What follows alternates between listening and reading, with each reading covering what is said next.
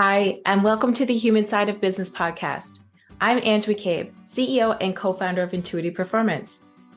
I'm a performance coach, HR professional, whole person leadership facilitator, and your host.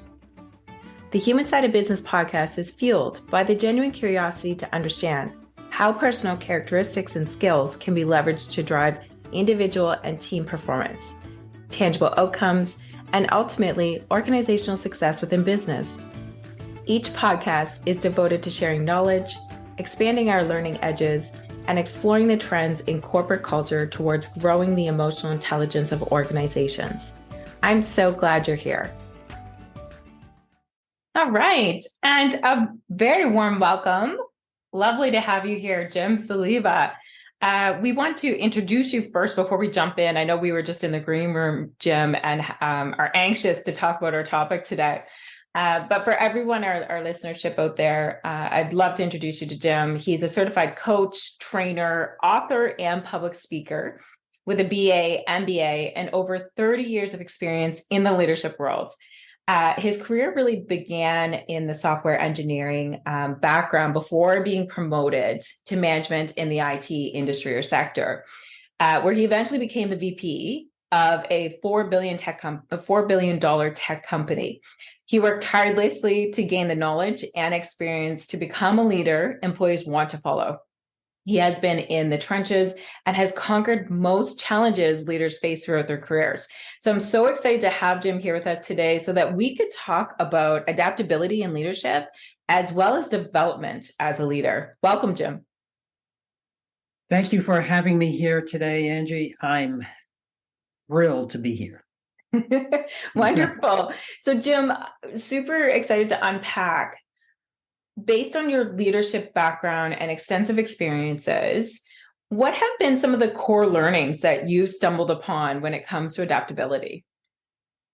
When it comes to adaptability, the big thing to adapt means change, right? And people are often just resistant to change. Mm-hmm. I really invested a lot of time trying to figure out what that resistance is. Mm-hmm. And I brought it down to what I call the 4 fears of leadership. Okay. Fear is what holds us from moving forward and going and doing that change. Mm-hmm. And so when you say the 4 fears of leadership, what does that look like? Can you tell us more? Sure. The 4 fears. The first one is the fear of incompetence, or we often call the imposter syndrome. It holds us back. It really erodes confidence, and that's what stops us from changing. The other thing is, it's not just us we're affecting.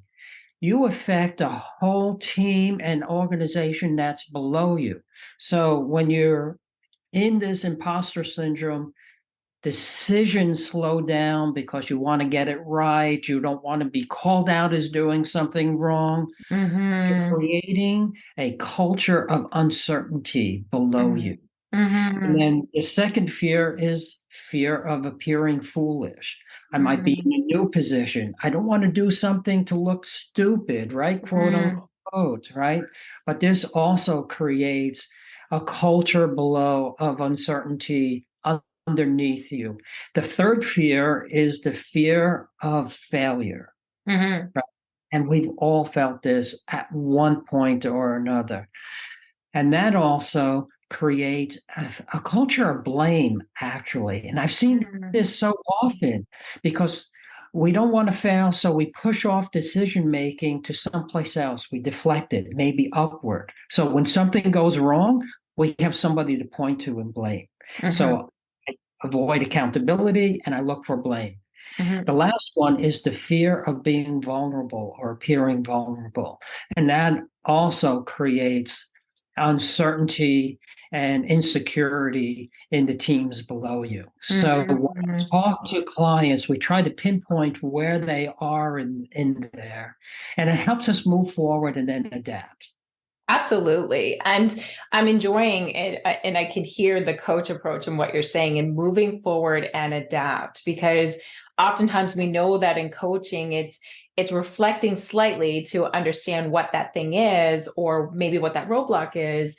but catapulting forward and not ignoring the journey or the path per se, but rather really looking to help stand beside that coaching client or that leader so that they can identify their own fears, or one of the four F's, to be able to acknowledge and move forwards. Well, often in that coaching, yes, we want to understand what's going on so we can move forward, but it allows us to dig in deeper and understand triggers that are happening. So we can develop tools that are in your tool belt. So when you feel those triggers, you can be confident and shift and use some of those tools to move forward rather than to shrink and move back. Exactly. And what stirred the passion in you, Jim, to really focus on leadership per se? So I guess the idea of business has always been thrilling for me. I always tell people I divide the world of IT into two buckets. One is big IT shops that help run businesses. And in the East Coast, where I originally am from, that's mostly whatchamacallit, financial companies, advertising companies, and so on. The other side is about building product. And we see this all the time, our smartphones and all the software that comes up on it and all the apps. You have Google and Facebook and all that. I love the product side. It is amazing, and how it has changed and how technology has changed. It went back from whatever large companies give us to consumers really controlling where we go. The problem is consumers are very fickle, and we can change on a dime. Just watch our social media. Absolutely. And so when you're thinking about the tech industry specifically, because we know that when it comes to leadership, a lot of the theories are the same, but in many instances in many instances, there's an opportunity to really understand different demographics, like construction versus technology per se, because there's different nuances that take place within these demographics. What have you noticed, Jim, that's super important in the tech industry from a leadership perspective? In the tech industry, it's interesting. I'll give you an example. I've basically been in tech. It moves fast. It's not the big that eats the little. It is the fast that eats the slow. That's tech. You have to make decisions. And when I first kind of moved a bit out of tech and into a big consulting firm, and there were a lot of partners, it took forever to make decisions. And for me, it was like jumping off a speeding train. I just couldn't stand it because things took long to make decisions. And that's kind of getting back to some of the how it changes the culture underneath the organization. Absolutely. What I do in the meantime while decisions are being made. Things move very fast, even in the slow ones that I call slow. It's much faster than some of the other areas that I've been in. So each one has its own nuance. Tech is interesting, especially in product development. It moves very quickly. Yeah, definitely. I've noticed in the industry that where there's the strengths, it's the strengths in the sense of being able to speak from a place of candor and have debates. There's strengths in the sense of being able to pick out nuances and be able to work towards problem solving, which I really appreciate. In the same breath, from a leadership perspective, what I've also noticed is that there's an opportunity for growth around communication, especially in this remote work environment nowadays, right? Like often be frank, there's a lot of tech companies that have been doing this remote work since before it was cool, right? Yes, But yes. in the same breath, communication, I feel, is one of the larger skills amongst emotional intelligence and other leadership core competencies, especially in tech, that's needed to understand their team members and how to continue to engage them versus focusing on being competitive from a compensation perspective. I'm not saying that there's no value in that. There definitely is. Mhm. But it's an added layer, I do believe. There is a lot of pieces that makes a winning team or a winning organization. I had a webinar about a month or so ago, and I talked about what I think were the 10 attributes of a great team. Of course, Mm-hmm. communication was in it, but not just communication, being to openly communicate, which Mm, also means open conflict. We can have different ideas, but let's talk about them. Let's decide on what is best and move forward. And I actually used a bad word in that sentence. I used the word decide, and I actually tell people not to decide. mm, The word decide, the root word means to kill off. You have homicide, suicide, insecticide. So when interesting. we have the process of deciding, we take the list of ideas that we have or the options and we kill them off one by one until Yeah. there's one left. Mm-hmm. But when we do this, we don't necessarily know all the information. Mm. So we start moving forward and we get more information. We start learning, and it may not turn out to be going the direction we thought it was going into. Mm-hmm. But I can't do anything else because I killed off all the other options. So this is how we get into sunk costs. And we don't adapt and we don't change because we only have this one route to move forward. So instead, it is experimenting and using the best option. And when we experiment, it has a hypothesis, what we're going to do, and what we should find at the end Mm-hmm. to decide to go forward or not. Mm-hmm. And if it doesn't work, we have the option now to go back to those other ideas, add more information because we know more now, Mm-hmm. and now pick the newest option to move forward. Mm-hmm. If it did work, which many times it does happen, it says, okay, we have proof that this is the right way to go. What's the next experiment to move us forward? Yeah, So learning and experiment. connecting the dots, Jim, I think what I'm hearing is when it comes to adaptability, you're learning, being curious and experimenting. You're not looking in the face of fear around change, and having those homicidal decisions of taking Yes, yes, apart or taking away things, but rather discovering, testing, having open conversations from a place of candor, and then making the best decision based on the information that you have at hand. that's right. And and it's learning through experimenting. Mm. How often do we do companies have these beginning of the year, the big strategic planning? But what happens is somewhere along the way, things change. We get more information. Yes. If COVID showed us anything, it's that life can change on a dime. Mm-hmm. And so, and if, unless we're willing to see that and adapt and try other things, it's not going to, we're not going to survive. And we have Definitely. too many examples out there of that. So let's dial into some examples specifically around leadership, Jim. How have you helped your clients in past really adapt to those changing environments or the changing strategies, changing attitudes, or different types of behaviors in the workplace? Well, you used a lot of key coaching words there, right? Behavior, right? We end up with processes in an organization or behaviors as an individual that may not be beneficial to us anymore. They may have Mm-hmm. been worked at one time. Mm-hmm. We even put it in for a specific reason, Mm. but the world changes.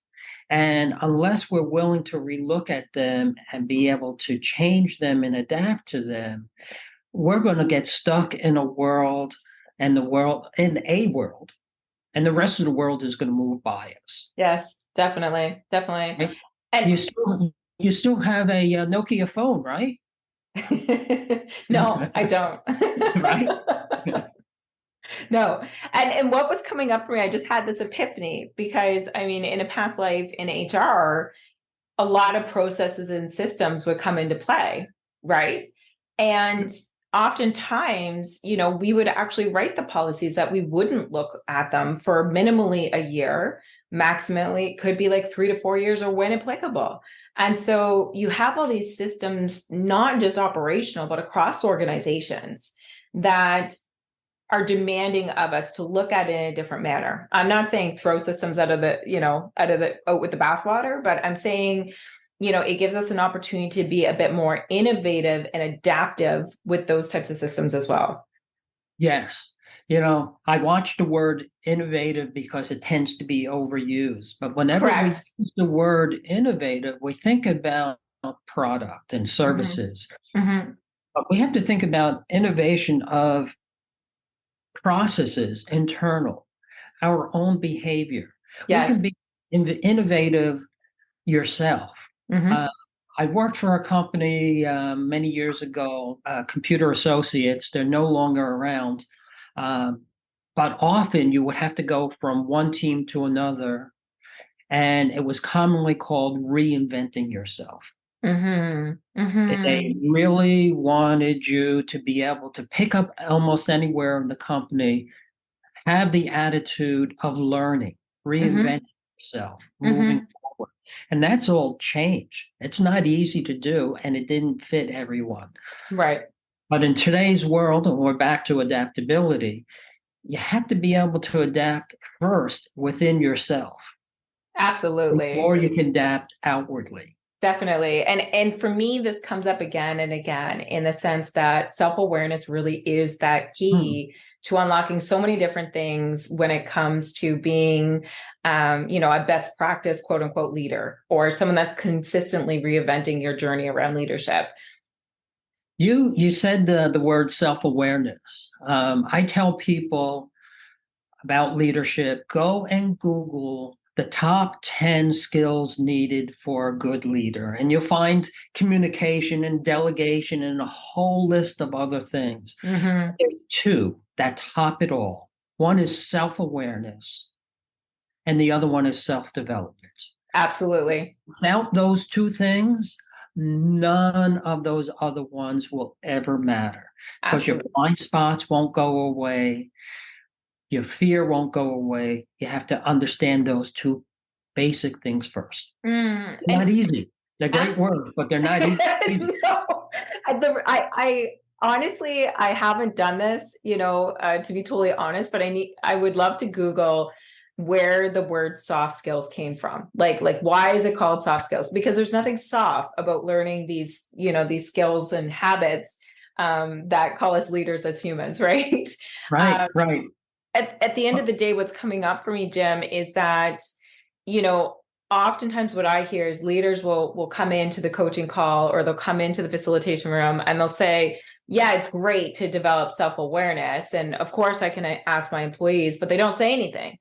And for me, what the way that I look at it is that as the leader, we're fundamentally responsible for our actions and how we're learning, as Uh-huh. well as our team members. And I feel like that little snippet sometimes is missed. So, in that particular example, as a leader, it's fair to say, hey, I'm working on my communication skills, Jim, and specifically around Mhm. active listening. I want to check in with you. Do you feel that I've been doing a better job at listening? So, you're basically not you're creating a psychological safe space for your team members to give that candid feedback. I think that's really, really important.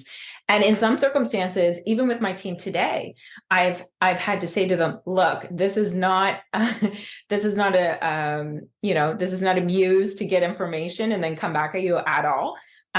Really wanting to get candid feedback and here's where I'm at with this. And that speaks to what you had said earlier around exhibiting and not being fearful of being vulnerable, right? Yes, I was going to circle back to that same topic. Being able to say to someone, hey, I'm working on this. I'm working on my presentation skills. When you listen to me, count the ums that I have. right? I Mm. want the thumbs out of my list, right? But I have to be vulnerable enough to be able to say that out loud to someone and trust someone to make it happen. And if I'm there with a virtual suit of armor everywhere I go into a meeting, that isn't going to happen. And No. I find this a lot when I coach women leaders. Mm-hmm. They feel that they have to show that they are not vulnerable. But I Mm-hmm. think vulnerability can be their superpower. Mm-hmm. Absolutely.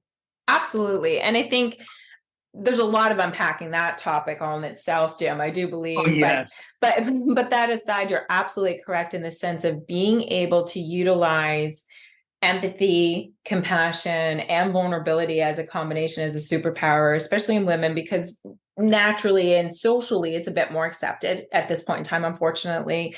I tend to agree 100%. And adding to the fact that not just women, but regardless of how you identify, normalizing vulnerability in the workplace. Like Mhm. understanding that there isn't such a thing of leaving your shit home.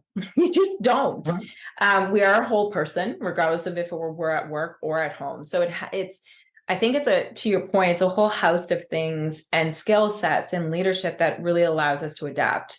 So, for example, if someone loses their transmission in their car that day, are you really going to press them for a deadline that's not due for another 3 days?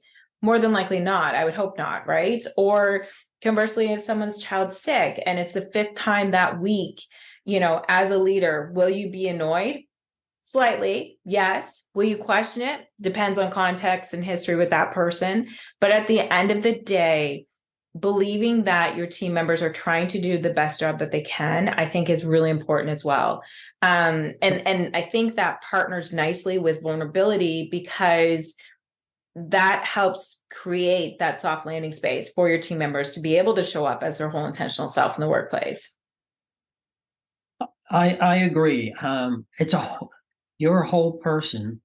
I ask people, how are you at work? How do you show up? And how do you show up at home? Mm, If it's two completely different people, you have to think about what's going on here. Because absolutely. if I am putting things around me as a leader, it's using 10 times as much energy than if I could be myself, Mm-hmm, mm-hmm. right? So you're asking a lot of yourself. And, you know, learn by example. You do it, and people are very perceptive. You're building culture, either organically and letting it go on its own, or you're doing it strategically. And Mm-hmm. if you're not doing it strategically and you are in that space where you feel vulnerable and you're wearing that virtual suit of armor, and my soft skills are, or what I call core skills of Yes. leadership, Yes. right, aren't where they should be, what are you doing about it? Mm-hmm. Mm-hmm. Absolutely. Curious to understand, Jem, just checking in. Have you heard in past that not always, but frequently, leaders will say, I just don't have time for that. There's this going on, there's that going on, et cetera, et cetera. How do you show the value? And today we're specifically talking about adaptability in leadership. How do you show the value so that leaders take that pause that's ever so needed to be able to reflect on their self-awareness and how they're learning and adapting? That's a big question because I ask myself that very often Mm-hmm. because so many times I see the need of coaching within leaders, but they don't understand the value that they're going to get out of it. Yeah, yeah. But put it down to numbers from an HR side. How many people are coming and going in the company? Are they turning over quickly, right? Um, am I missing deadlines? Is it taking too long to get things done? These are all kind of outshoots of Mm-hmm. not doing your job as a leader and taking the time to have those things happen. Mm-hmm. Now, we're all busy. I'm not saying it's going to be easy to put that time in, but Mm-hmm. having a coach is a great tool to have. The further you move up the ladder, the harder it is to find a mentor to talk about. The Mm-hmm. harder it is to find somebody that you can open up and have a sounding board to. But it is just so important to be able to do that. And I think that's my biggest tool as a coach. Quite honestly, sometimes at the end of a coaching session, I'll ask my client, "What did you get out of this?" And they Mm-hmm. go on a big list. And I'm like, okay, I don't, I'm not sure I did that. You're the one that figured it out, only because I held the space open Right. and time for them to think about things out loud. Otherwise, they're back to what you said. I just don't have time for that. Mm-hmm. Right. As soon as they take time, they actually end up saving time. I'll bite, Jim, because the coaching, I have a personal bias when it comes to coaching, but I want everyone to hear it from your desk or your perspective. What is it about coaching that has such a high success rate? Okay, so simple. Go to training, lots of statistics there. Mm-hmm. Somebody can go to a training class unless they start using the things right away. Within a few days, 70% of what happened in that training class is forgotten, Correct. right? I call it the 6 o'clock trap because you used to go out into a classroom. Now it's virtual. You get your book, you do your thing. By 5 o'clock, 6 o'clock, it's done. You put the book on the shelf. We forget all about it. Mm-hmm. When you add coaching to it, or even just coaching by itself, Mm-hmm. you are experimenting. I'm back to that word. You are trying things out. You are learning.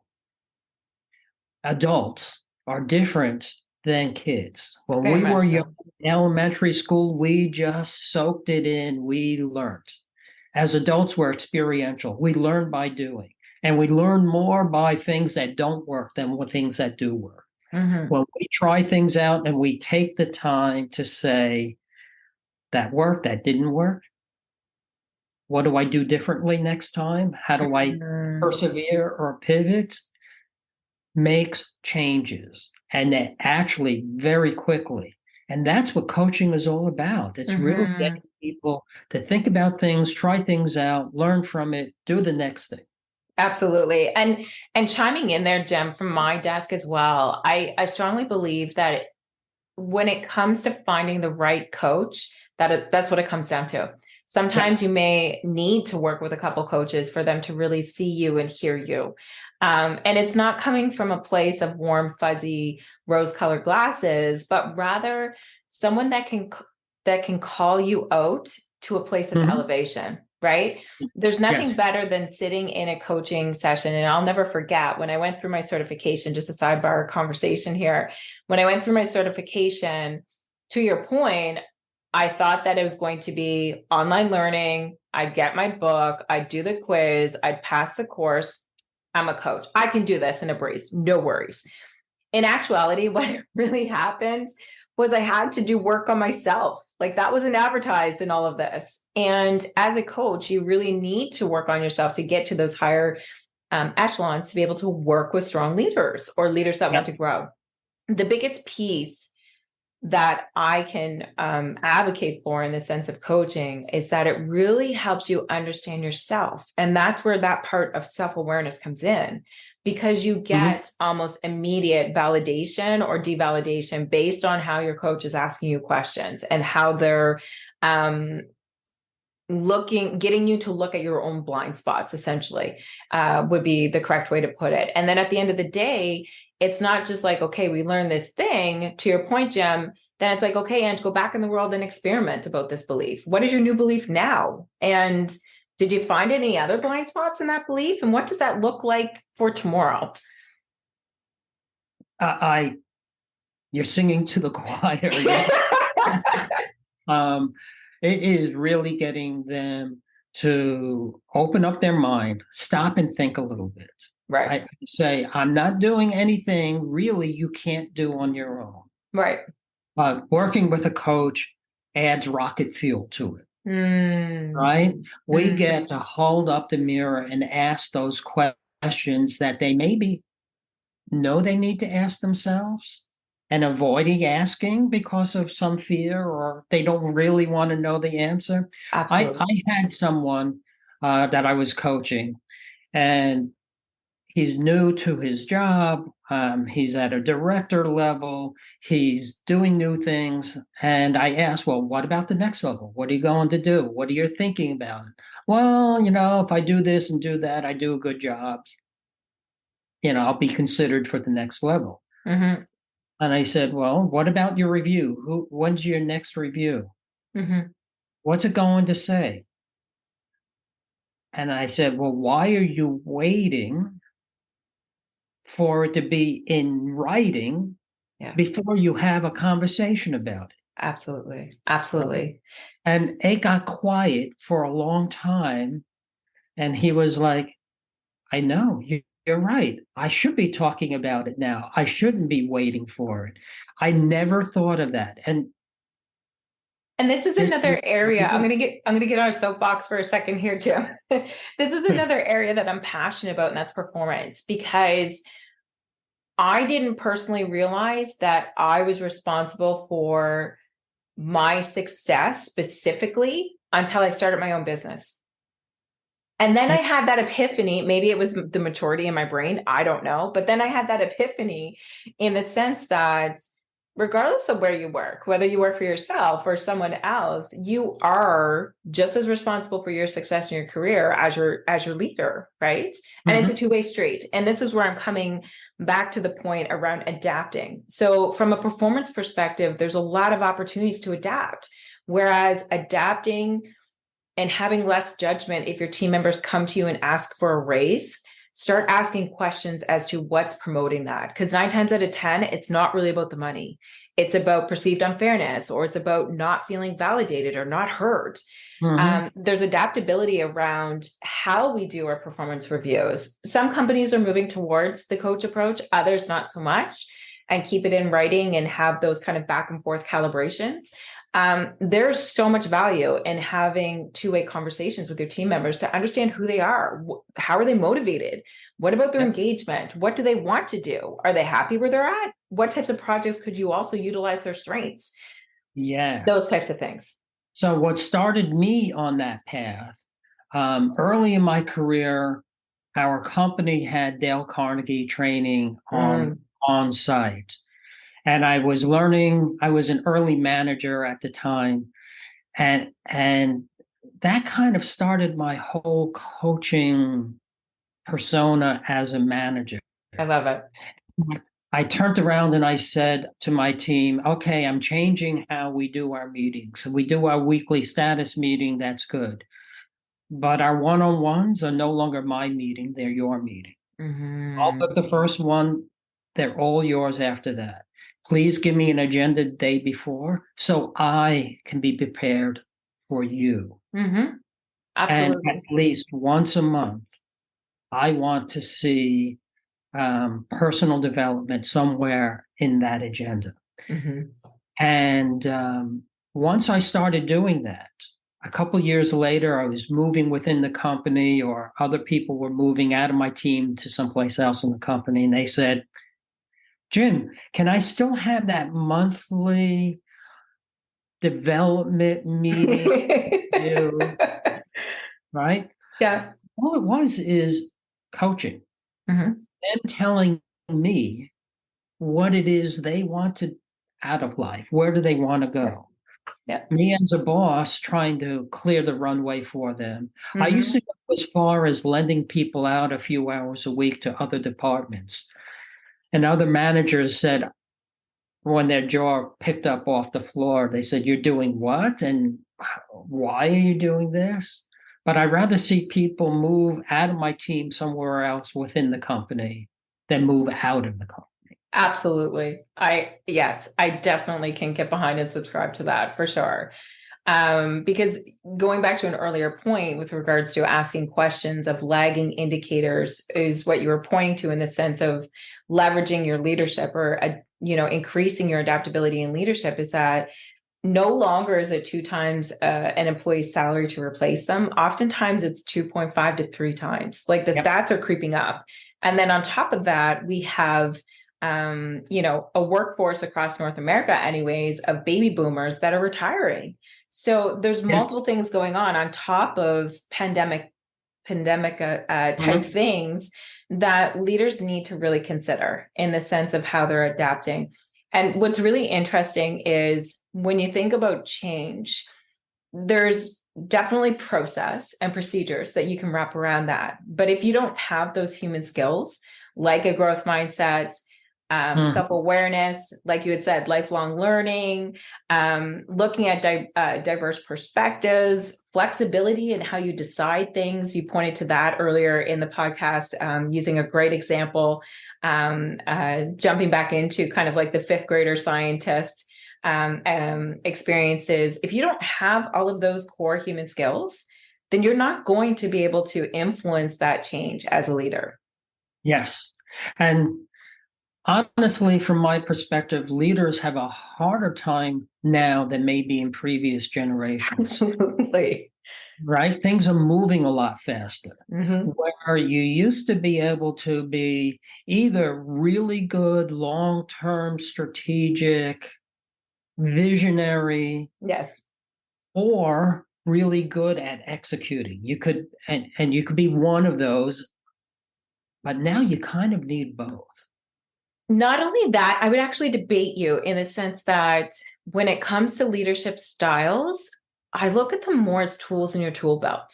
Like the diversity of how you are being called upon to lead or called to a higher place to lead ranges from sometimes you're being that democratic leader, sometimes it's the visionary leader, sometimes it's the Mhm. coach approach. In emergencies, we might be a bit more autocratic, et cetera, et cetera.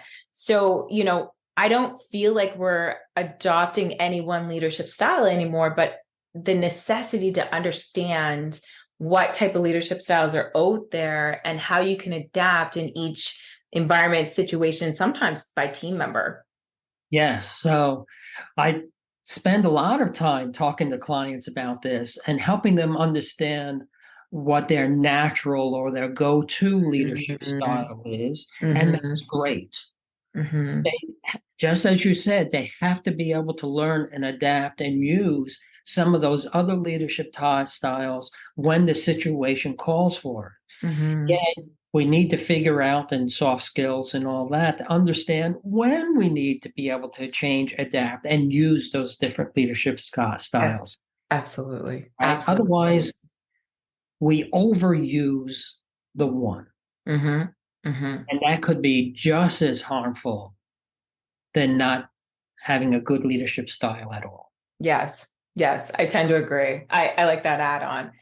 Jim, I know that I could talk to you for hours on end.